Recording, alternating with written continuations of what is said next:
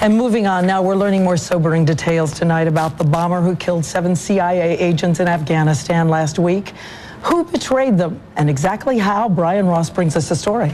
Diane, as the CIA mourns its dead from the attack, the questions grow about how professional spies could have been so taken in, failing to spot a double agent and letting a suicide bomber into their midst.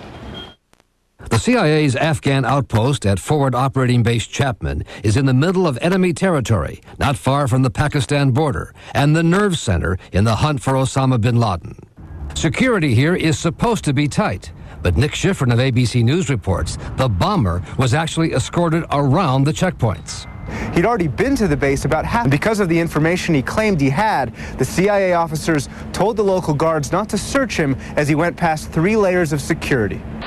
The CIA thought its informant was bringing information about the location of al-Qaeda number 2, Ayman al-Zawahiri. Some 13 CIA officers and contractors from the company formerly known as Blackwater had gathered to hear the informant's report when the bomb went off. It's sort of a grim calculation, but normally when you meet an asset like this, you have 1, maybe 2 people.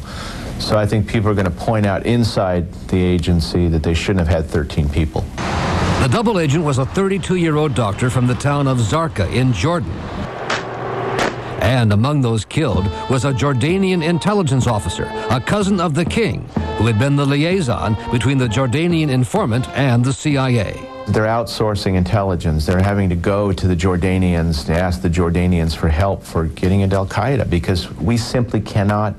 Blonde-haired, blue-eyed Americans cannot get out into these camps. The double agent doctor played his role to the hilt, telling the CIA he needed to attack the U.S. on al-Qaeda websites so he could establish his credibility with other terrorists. He demanded violence against the United States in the most brutal way. He was rabidly pro-al-Qaeda. And now it turns out that was no act, and the implications are huge for U.S. efforts against al-Qaeda in the region. Every single unsuccessful airstrike, every single fact he provided, every other informant working for the U.S. in the area will now have to be closely re-examined. It's nothing short of a major catastrophe for U.S. intelligence, Diane, are needed. Searing details. Thank you, Brian.